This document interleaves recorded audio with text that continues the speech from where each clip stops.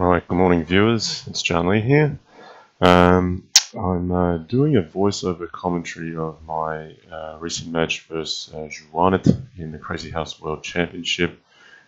This was played last week. We've kicked off with the first match here. I should probably say a few words going into this. We've got a French happening here, but xuanet at the time he's on 1.5 out of 2. Been playing well. He won against Master 10, 9-1. He drew against All You Need Is Love 5-all. Playing very well on the event. So I certainly wasn't taking this game lightly. The previous week I'd just come off a loss against Master 10, 6-4. But Master 10 was up 6-1. He destroyed me. And I had a bit of feedback from viewers, and I felt that Master 10 played a great match, and I was certainly trying to win. But I didn't feel that my level of passion was matched by the level of passion from some of the supporters of the channel who were criticizing me for not pulling a better result. Against xuanet here, I've actually made an effort to think a little bit more about the opening play, which I'm normally a little bit more flippant about, and actually play some training matches and prepare. So look, let's get into the game. This has been an advanced French where xuanet has played c5 quite early. I've decided to capture. Already here I've sacrificed a queen, basically we've got some light squares blocked off in the middle. E6, d5. I've got all my pieces on the king side, so not necessarily best play, but it's practical. I really made a point of not trying to overthink some strategic decisions early in the games. So here I've really just instinctively played a queen sacrifice, seeing that there's nothing in my quarter, nothing in the quadrant near my king. And here I'm trying to make some ground on the dark squares. So very practical play here. Hard to say objectively if the queen sack is really warranted. But now sinking for some compensation with this pawn on d6. So yeah, you can already see from the clocks here, I've got 2 minutes, xuanet has 1. I think in a number of my prior matches, my opponents were looking much better on the clock. xuanet here playing queen h4, queen a4, and I've only got pawns here, so I'm looking at trying to get another knight for f6. That's what pawn at b5 is about. Rook f2 played to block queen at e3. That's just to defend the bishop on e2. And look, I've had to give the queen back again, but I've got so many pieces around my king, it's really hard for black to penetrate. And now black has things to be worried about, because if the knight falls on c6, knight at f6 is going to be really dangerous. I now have a rook on hand, which could also be dangerous on the back rank. So I'm not too concerned about anything going around my king at the moment. Now here's where I figured that there should be mate. It took me a few seconds to find it, but rook at e7, rook f7. So off to a win in the first game, fairly convincingly on time, and I wanted to get off to a good start here. So yeah. Now we're going for an e4, e5 here. xuanet knows these lines quite well. I did do a little bit of opening preparation going into this. I was expecting knight d5, in fact.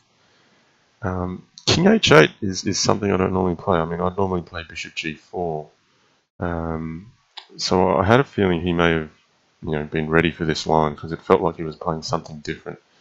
And this bishop h4 line is very theoretical, generally better for white if the theoretical lines are known. In a practical match, bishop g4 I think is quite playable. So the difference here is with king h8, there's a number of tricks which can often happen with bishop f7. There's no bishop on g4, which means some of the tricks that can occur theoretically aren't on the board. I'm not going to go into that theoretical discussion here, but all I've done here is gone knight f4 and done a blunt knight g2 take, and trying to make some ground on g2 and e2 while my king still has some safety. This is interesting here. He's played pawn at f6, and I played rook at g6 just to cover the back. So he's basically offered the queen to try to get f takes g7 and play for the mate. And now because I've defended g7, it doesn't look as good for white, because now bishop takes f1 is playable. So he's played queen at g3 to maintain some pressure on the g file. And I thought bishop f1 may have been a move, but there was knight e2, which is a really nice sudden finish here. If queen takes e2, rook takes g3. If he captures the rook, queen at g2 mates, king h1, queen at g2 mates. So he actually needs to play king h1. But then suddenly he loses the queen on g3 with check. And then he loses the queen on f1 as well. And my king is still defended on g7. So all of a sudden, white's just pretty much checkmated here. If rook takes f1, queen at h3 check, a block on h2, and queen at g2 mates. So yeah, I was very surprised at how quickly this match went through. All I was trying to do was trying to avoid a regular line and perhaps avoid some preparation. But I got more than I bargained for there. So I'm up 2-0 here. Advanced French seem to work well.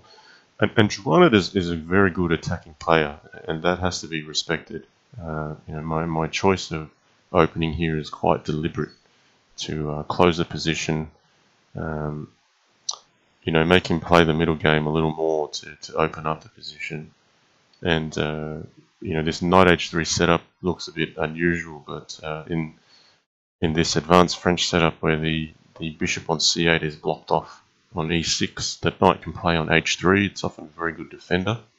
You can leave it to defend f2. It can also come to f4 later. And as long as you prevent it from getting hit on g4, I've got a bishop on e2 and queen on d1 defending. It's a pretty solid structure. So here you can see the bishop on b6 is hitting f2. I'm contemplating that he's going to play pawn at e3 or pawn at g3, so play king h1. So yeah, nothing special about this. I mean, my opening choices are not to necessarily find an advantage in the opening, but just play something where both sides have chances, and I'm not necessarily worse.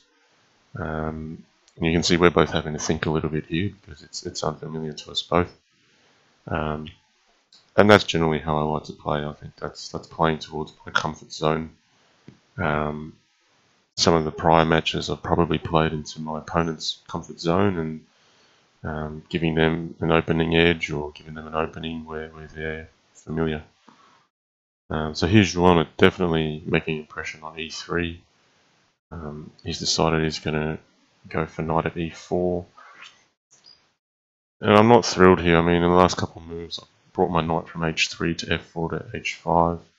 And now I don't like what's happening on f2. If I play queen e1, he's got pawn at d2. And then he starts opening up f2 on his terms. Maybe queen e1 is okay. But yeah, I think here again I decided to part with the queen. And again, it's a practical choice. I'm just trying to ask xuanet how he's going to penetrate this position, because he likes to attack, and instead he's here having to use his queen to grab some material. So queen at e4 is to grab e5. And I think black objectively is just a bit better here with material. He just needs to hang back and absorb the hits a little bit. White's very safe, of course, on the king's side. There's an absolute wall. It's going to be very difficult to get through. But also not easy for white to get through. I mean, it doesn't really have much to attack with. So I think the right play from black here is what he's doing. It's just a slow grind to win material. He's now playing Queen E8. And this is me saying, well, I've got to try to make an impression on the king. Looking to make some trades, looking to hit the queen. I think black's still okay here, but I'm looking for things like pawn at g7. Now here's where I think pawn at f3 is where he tried to counterattack, and I've said, well, I don't think you have enough pawns in hand. If he plays pawn at f3 again, I'll play king h1. If he had another pawn, he'd have mate with pawn at g2, king g1, knight at h3. But he doesn't have it, so I've played into a sharp line here. I think what he should have done is maybe tried to move the queen from g7 and just keep playing the material game. I may have twigged a little bit of impatience in him here, because if he can't really take the bishop on g7. I mean, pawn at h6, queen at g7 looks too dangerous. Yeah, there'll be a mate there, something king h5, knight f6, rook f6, pawn at g4 mates. So he's now having to defend, and now I've got something to play for. So I've got to be very careful here as well. I can't allow him a move to play pawn at g2. I played knight at h5 to threaten knight h6 mate. He's got half a minute left, I've got a minute left, so from a practical perspective, still doing well. Get this check in. He still doesn't have a pawn to place on g2, so I've got to keep that pressure on. And now knight at f6 is a threat too. So fortunately for white here, I can make progress without giving a pawn away. Now both queens are in hand. He got his pawn. If I play f takes g3, I'm mated. Now he's got 12 seconds, I've got a minute, so I took a little while here to be cautious. I think white should be safe, but you've just got to be careful here if king g1 or king h2 makes a difference. King g1, then if knight h3, king h2, that's probably okay. I feel like I was probably overthinking it here. So it is worthwhile being careful, but I think I settled for king h2 in the end. I foresaw some discovery checks on g4. So if rook at g2 here, king h1 is safe. Knight at g4 encourages the king to move up. That's where I went. And even here I'm thinking about it carefully, but e5, yeah, flirting with a little bit of danger here, but black doesn't have enough material to find the mate. Okay, so up 3-0 here, feeling pretty good. Went for e4, e5 again.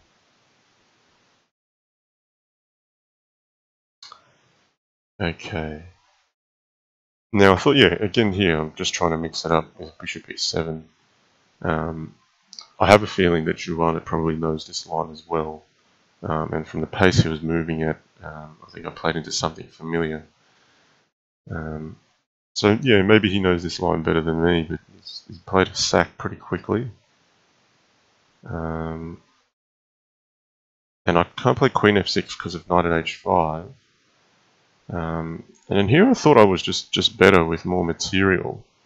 And I played this game a little bit too quickly because you'll see what happened to me. I think here, black should just try to tuck the king back into h8 if possible. So king g7 maybe here. I got creative thinking I could just block off the queen trade. And here, xuanet's been very resourceful. It's actually found a mate in 3. I have no other way but to step into this. So bishop at d7 is actually a horrible move there. Just played too quickly. xuanet won that in about 30 seconds.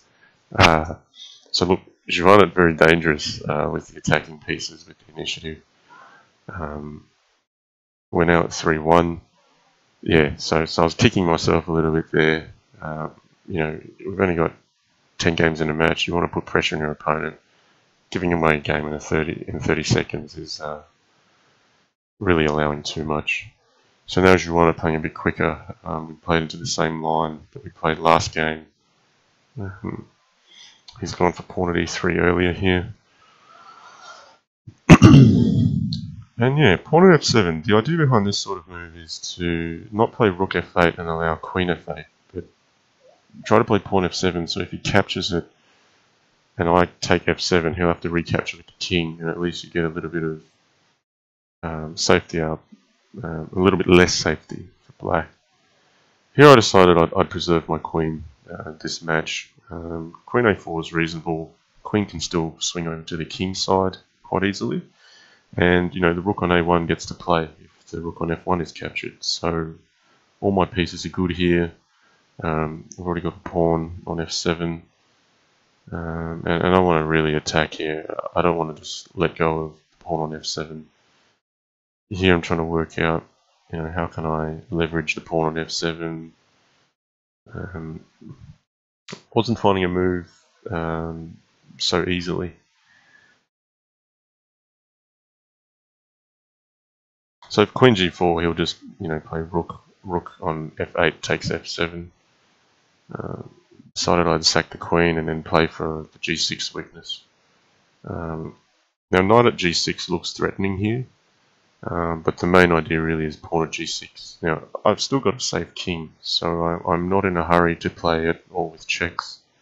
So I figured rather than knight at g6 check, I'll preserve the knight.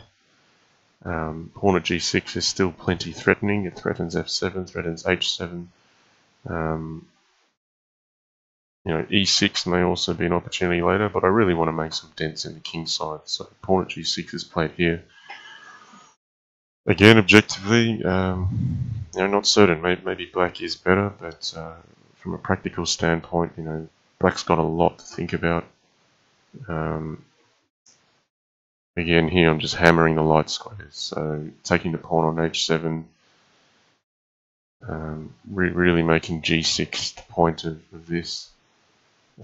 Here I felt now I'm actually making some inroads because, you know, rook at g8 is very threatening, and g6 is still open. I've got to be careful. I can't play something like knight takes f4 because queen at g1 check, rook takes g1, knight at f2 mates. So you got to have your wits about you. And in the end, I found this move, pawn at g6. It's not your typical crazy house move, which is more forceful. This just defends h7 and f7, but now rook at g8 is really tough to defend against.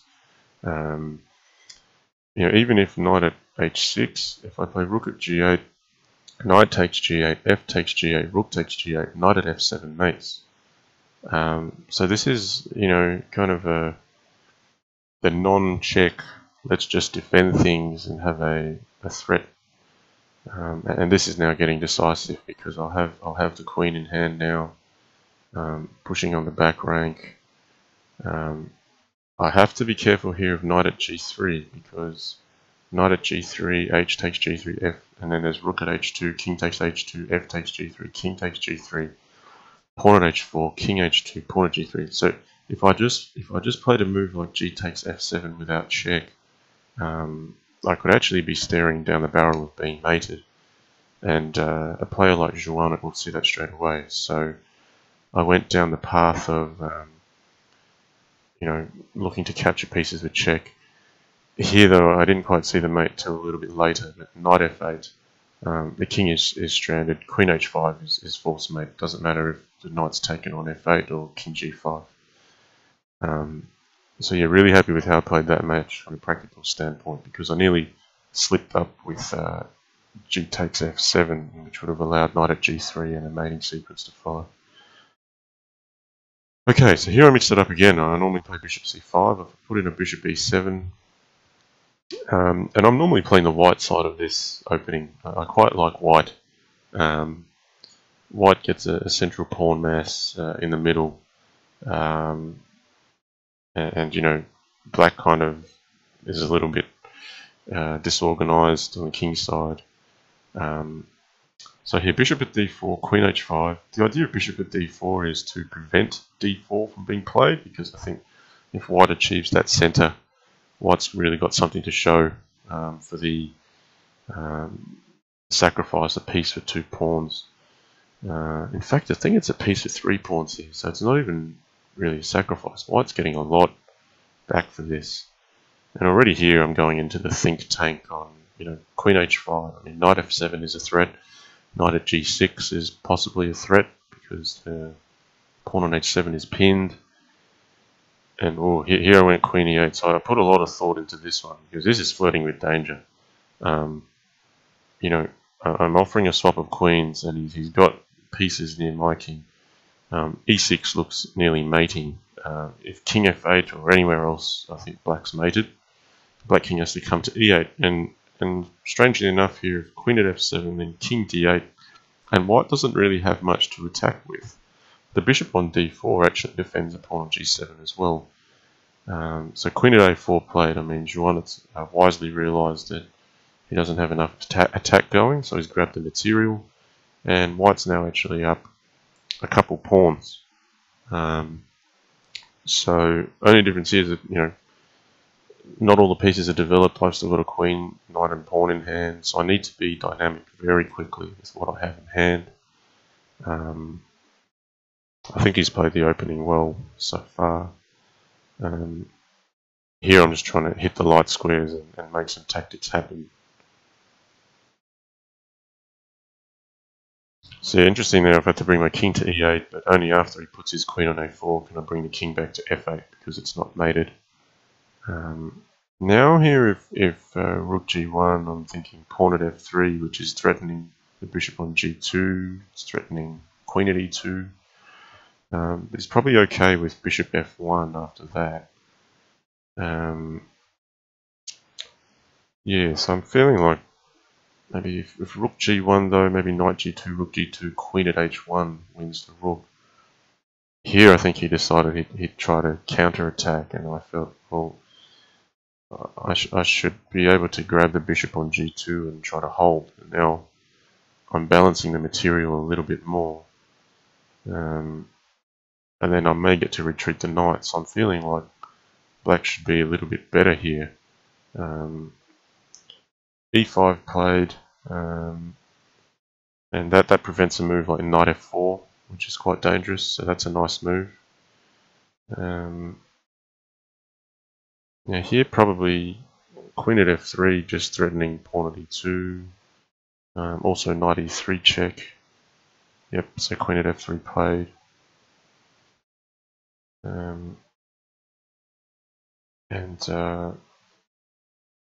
Yeah, pawn at e2. Yeah, he's played knight g3 to cover pawn e2. Maybe I should play. I can't play knight e3. The knight's defending h1. So he's been very resourceful with his defense. I think the right move here was knight f4. And that just meant there was another threat on e2 waiting. Pawn at e2 could have been played. And here I thought, black should be better, but I wasn't finding an easy move because the queen on f3 is blocking knight f3, and I don't have an easy square to retreat to. So I think maybe bishop takes e6, d takes e6, and then queen c6 was maybe an idea, just to get a square for the queen to retreat to.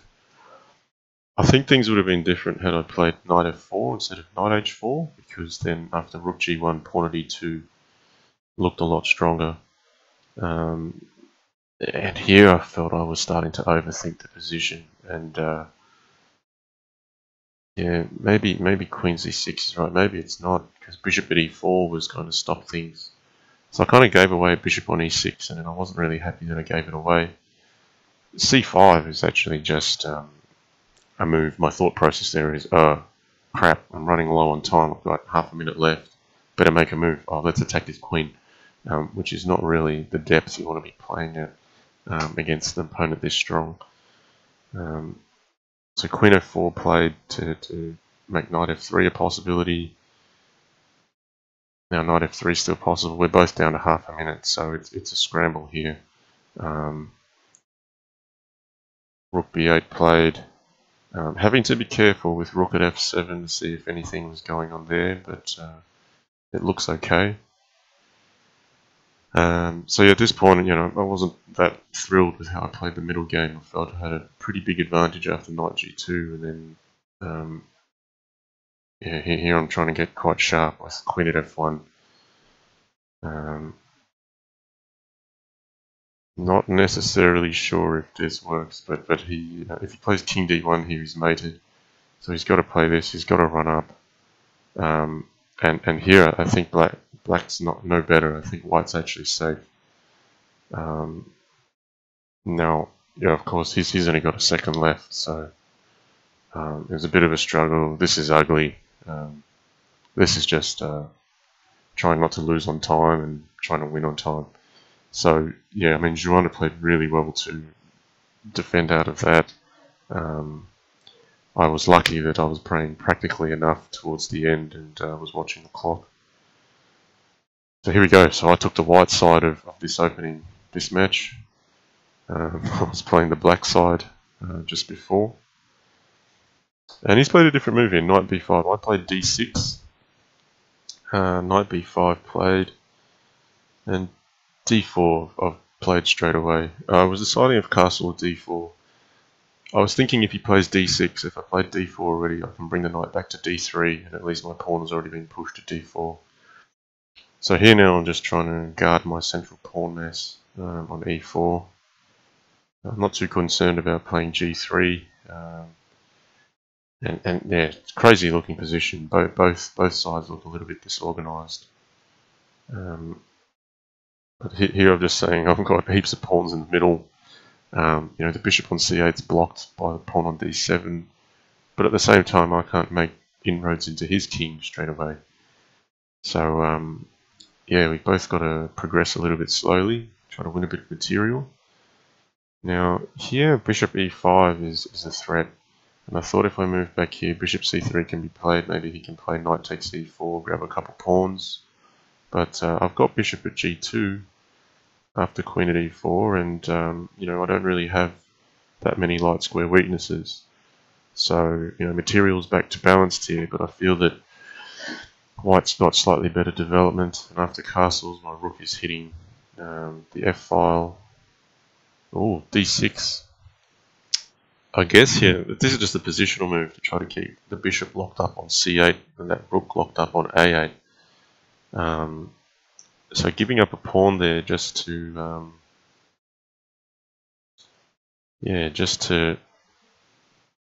keep things practical. See here white's got nice movement, nice pieces, nothing in hand but some natural flow. Now this pawn, because I've moved the pawn from d5 originally, this pawn gets to open up the diagonal.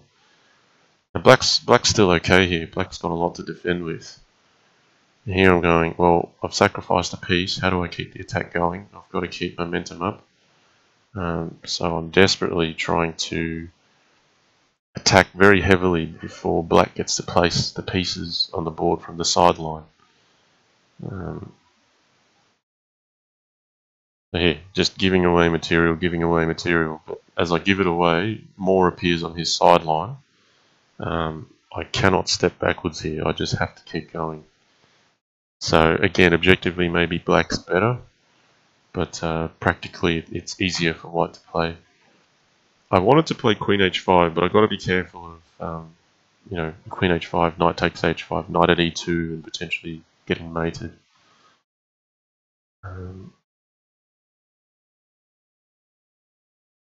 So yeah, here, I feel like now I've got knight h5 and pawn at g7 is a decent threat. I'm actually making some ground. Here he's had to give up the queen, but queen at e8 is going to be dangerous after bishop f6. And now I'm happy. Here I've got plenty of material and I've actually broken down the defenses.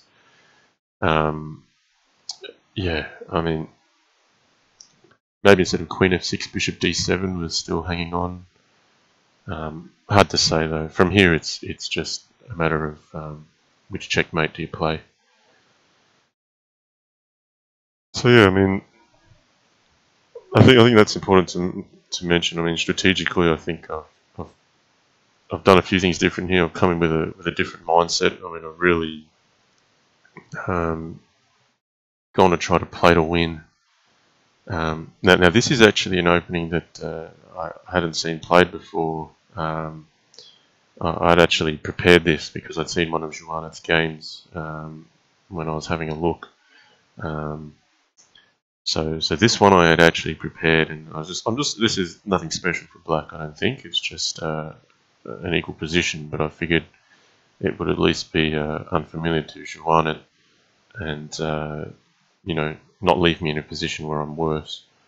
And so here the idea is basically d5 is played to undermine the pawn on e4, open up the bishop on c8 to hit the knight on f5, and that's really what black's playing against here. That's the only piece in black's half. So we're looking for equality by knocking the knight on f5 backwards. Xuanet here, though, he wanted to play for some initiative. So he's sacrificed the pawn on e7 and he's looking for knight d5. Yeah, here I've had to kind of think a bit. Well, do I capture it? No, I decided I'd capture it afterwards. So I'm up a pawn here, but knight d5 is threatening some serious initiative from white. So yeah, I thought this was a nice find, that if knight e7, bishop takes e4, and the knight on e7 is not threatening black in any way. My goal here is just to continue playing defensively.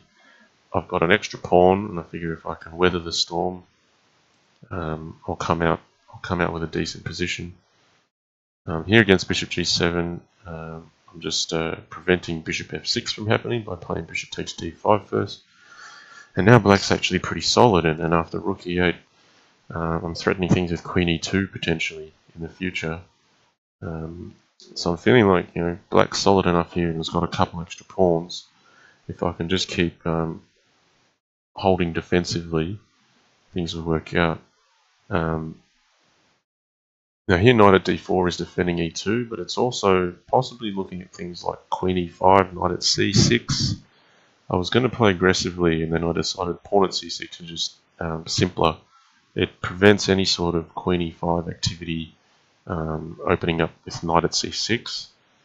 And now here I get to kind of place a few pieces that are on the sideline. What's really important here in a position like this here, I think, is finding a way to make your extra pawns actually play well on the board. And here's an opportunity where, pawn at f4, if queen f4, the knight at d3. Now I suddenly really get to attack.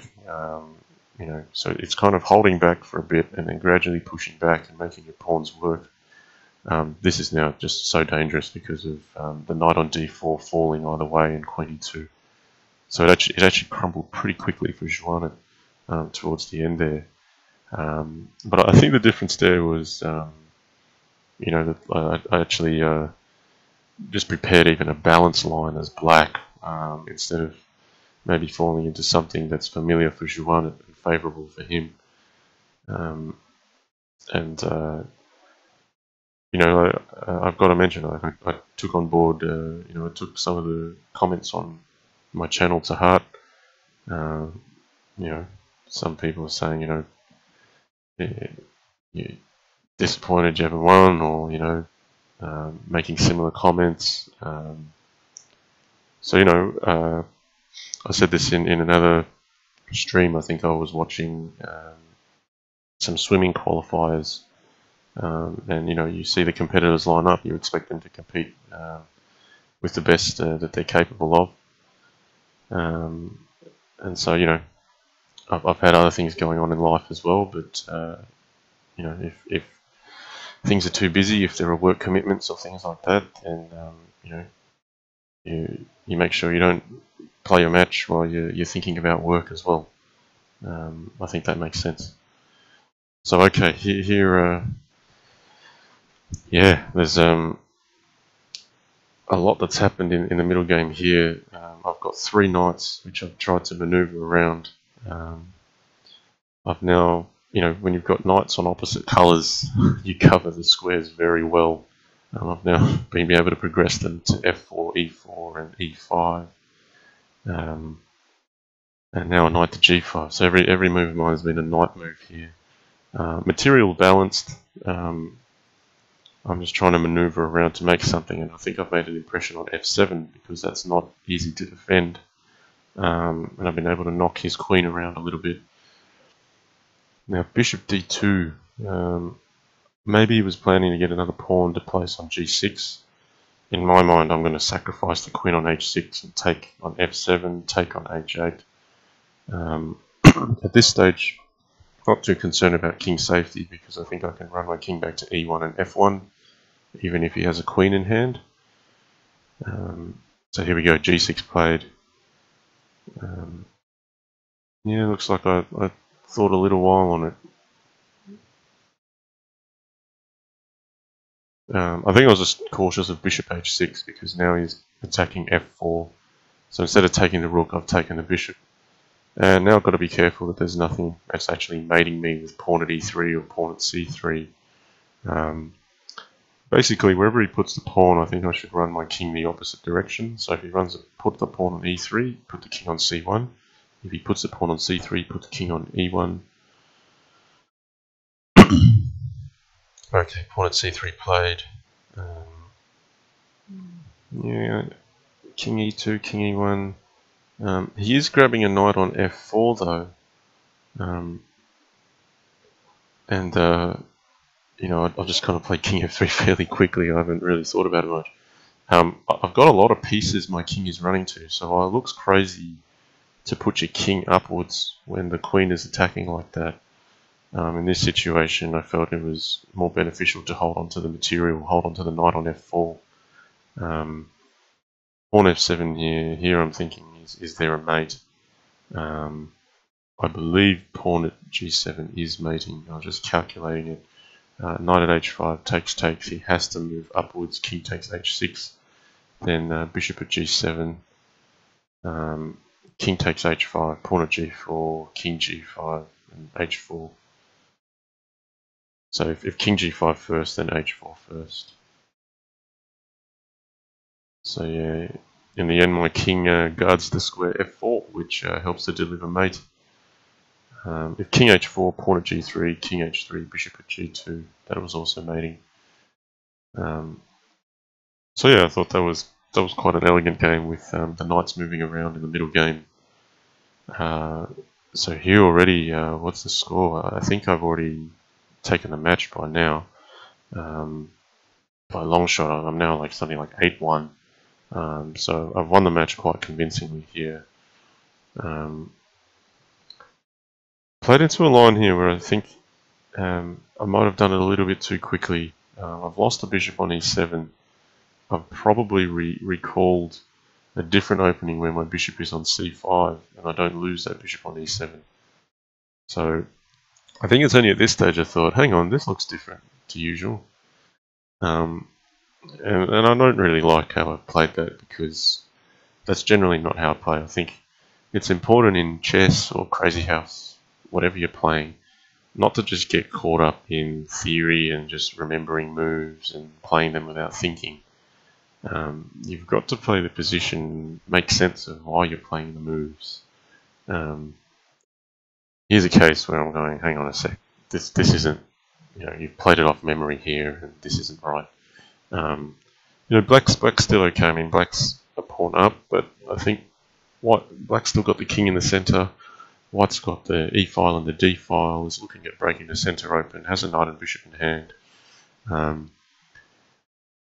Yeah, I think White's king is going to end up safer. White's easily going to have compensation for this pawn, and White's just knocking the black queen around.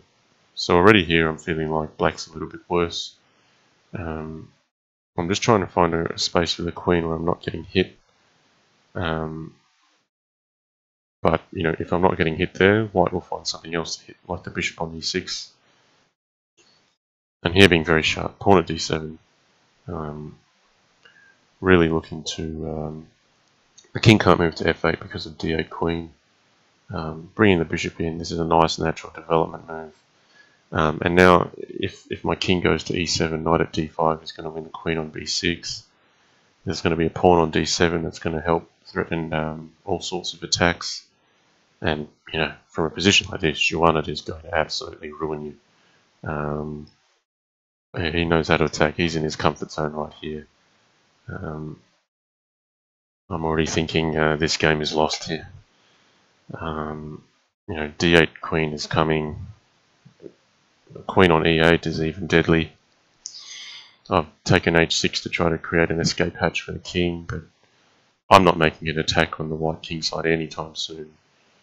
Knight takes a8, just wins more material. He doesn't even have to force a mate here. So yeah, I mean, good that he gets to take another match, because he only really won one match before this. Yeah.